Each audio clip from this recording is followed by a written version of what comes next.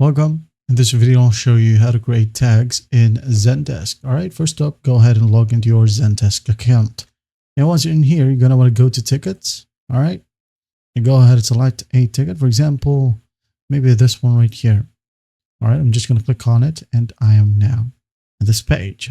And what I'm going to do is just go ahead over to tags. And here, as you can see, we have a default tag, which says Zendesk Accelerated Setup. If you want to delete it, just go ahead and tap on this X button. Okay. Now just go ahead and type in your preferred tags. All right. For example, YouTube. And here, just hit on enter. Okay. Another one, maybe Facebook. If you don't want to hit the enter key on your keyboard, click on add tag right here. The same stuff will happen. Okay.